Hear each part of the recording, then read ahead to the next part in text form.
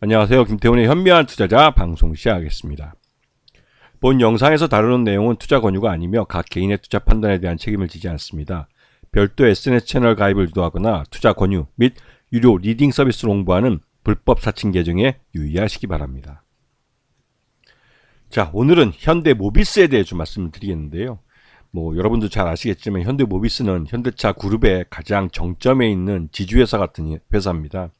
그러면서도 자체적으로 이제 그 AS 부품, 자동차 부품들을 주로 이제 취급을 하고 있죠. 그리고 그 현대차 그룹 내에서 주로 투자 분야에 대한 부분을 이 현대모비스에서 하고 있습니다. 왜냐면 이 현대차와 기아차에서 나오는 수익이 부품을 이 현대모비스에서 현대차와 기아에 공급하면서 자연스럽게 이익이 현대모비스에 모이게 되는 구조이기 때문에 그 모이는 현금을 갖고 투자할 수 있는 여력이 생기는 것이죠. 그래서 올해 보시게 되면 모듈과 부품 제조, 여기서 이제 부품에서만 79.3%의 매출이 상반기에 발생을 했고 AS용 부품에서 한 20% 정도 매출이 발생을 했습니다. 그래서 올해 상반기 실적을 놓고 보면 전체적으로 이 전기차 분야에 대한 이 캐즘 현상 때문에 전기차 생산량 자체를 많이 줄였습니다. 그러면서 이제 전체적으로 이 완성차 생산이 감소하는 그런 결과를 가져왔는데요. 이러면서 이제 부품에 대한 수요가 좀 소폭이로만 줄어들어서 전체적으로 좀 어렵지 않았을까 생각되었지만 그 지난해보다 이 인플레이션에 대한 우려가 많이 낮아지고 해서 부품에 대한 비용 부분이 많이 상당히 낮아졌습니다. 그러면서 영업이익이 더 늘어나는 효과를 누리고 있죠. 그리고 이제 보시게 되면 전체적으로 그 연결 손익계산서를 보시게 되면 지난해 30조 원 정도의 매출을 했지만 이번에는 28조 원 매출 그 규모가 생산량이 줄어든 것만큼 줄어든 모습입니다. 하지만 매출 원가가 지난해보다 줄어들면서 이 매출 총이익은 늘어나는 모습을 보였죠. 그리고 판관비 자체도 좀 늘긴 했지만 영업이익은 전년보다 더 늘어나는 모습을 보였습니다. 이렇게 된 게 이제 작년보다는 인플레이션율이 떨어지면서 이 비용에 대한, 그러니까 원가에 대한 부분이 낮아졌기 때문에 나타나는 현상이죠. 그리고 이제 반기 순이익도 전년 동기 대비보다는 늘어나는 모습이죠. 1조 8천억대를 나타냈으니까요. 한 1,000억 원대 더 이 순이익이 난 모습을 보였습니다. 그리고 최대주주는 이 현대모비스의 최대주주는 기아차입니다. 그리고 정몽구 회장이 개인적으로 7.29%를 갖고 있고 지금 현 회장인 정의선 회장은 0.33%밖에 갖고 있지 않죠. 그래서 장기적으로 정몽구 회장이 지금 살아계실 때 증여를 하든지 아니면 나중에 이제 상속을 하게 되면 이 정몽구 회장의 7.29%가 정의선 회장에게 넘어가게 됩니다. 그러면 이 7.29%에 대한 그 증여세나 상속세를 내게 되는 것이죠. 이 부분이 오너일가가 부담하게 될 가장 큰 비용일 수도 있습니다. 또한 또 한편으로 이 현대차는 삼성그룹과 함께 우리나라 이제 재계 순위 1, 2위 하는 업체들인데요. 근데 이 업체들이 지주회사 체제를 갖추지 못했기 때문에 여전히 지배구조가 불투명하다는 문제가 있죠. 이게 이제 최대주주 지분 속에 나타나고 있는 겁니다.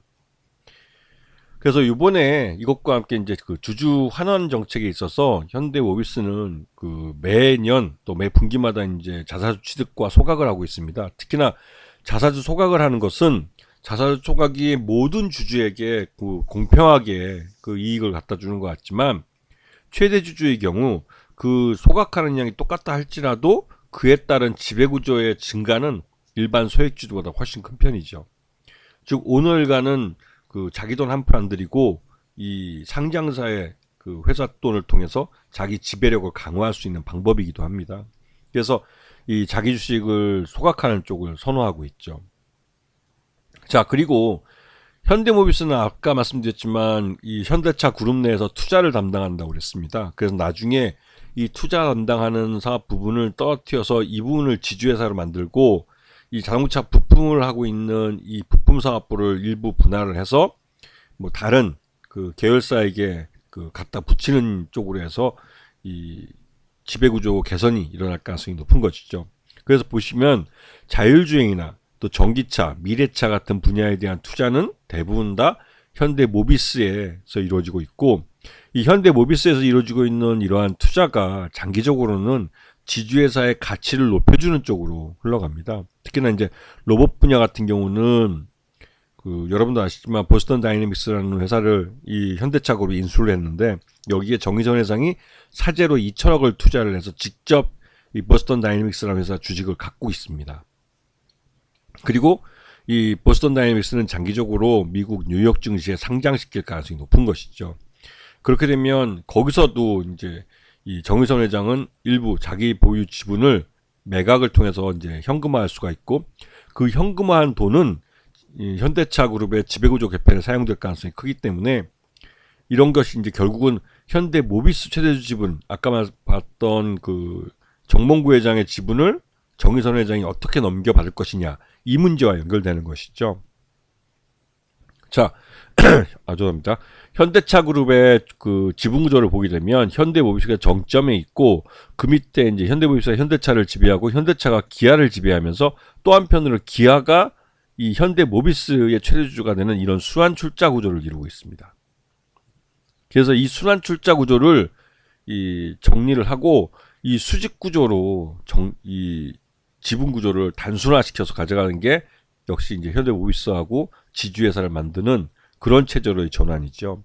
그렇게 해서 지주회사가 현대모비스와 현대차와 기아를 지배하면서 동시에 이 다른 계열사들을 지배하는 이런 구조를 가져가는 것이죠. 자, 요번에 현대차 인도법인이 인도 증시에 별도법인으로 이제 상장을 합니다.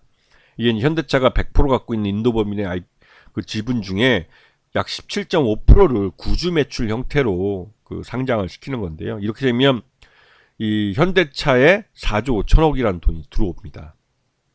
이거는 물론 이 4조 5천억이라는 돈은 대부분 다 인도법인 현지에 투자를 하는데 사용할 거라고 얘기를 하고 있는데요. 뭐 이 자금이 또 어떤 식으로든 그 현대차의 주주가치 그 환원 쪽에 사용될 수도 있고, 또 다양한 방법으로 이 지배주 구조를 개편하는데 사용될 수 있는 그런 자금입니다. 그래서 올해 이제 이번 달 22일 날 이 현대자동차의 인도법인이 IPO를 하게 되면 일단은 캐시가 현금이 한 4조 5천억 원 정도가 유입된다는 부분을 기억하셔야 되는 거죠. 그래서 현대모비스는 현대차의 최대주주로서 이런 이 현대차 인도법인의 상장에 따른 현대차가 4조 5천억이라는 현금이 유입되는 것에 대해서 수혜를 받습니다. 그래서 최근 들어서 기관 투자가들도 매수로 돌아섰고, 외국인 투자가들도 최근 들어서 꾸준히 사들이고 있는 모습을 볼 수가 있는 것이죠.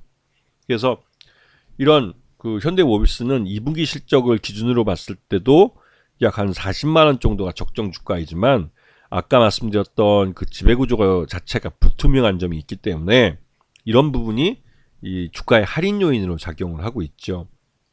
그래서 현대모비스 같은 경우는 이 인도법인, 현대차의 인도법인이 인도 증시에 상장하는 게 하나의 호재가 되면서, 또 한편으로도 이 지배구조의 불확실성, 그리고 또 정몽구 회장이 연로한 연세라는 점이, 이런 불확실성이 결국은 주가의 발목을 잡는 요인으로 사용되고 있는 것이죠. 그래서 현대모비스 주가는 적정한 내재 가치를 반영하고 있다고 보기는 어렵습니다. 그래서 항상 이 현대모비스가 저평가되어 있는 게 오너 일가의 이 지배력 강화 때문에 그렇다라고 외국인 투자가들은 불만을 드러내고 있죠.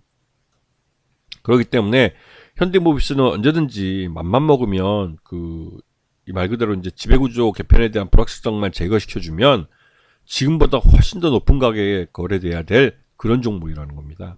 그래서 그런 부분들을 참 주의 깊게 봐주셔야 되는 것이죠. 아시겠죠? 자, 오늘 방송 여기서 마치겠습니다. 감사합니다.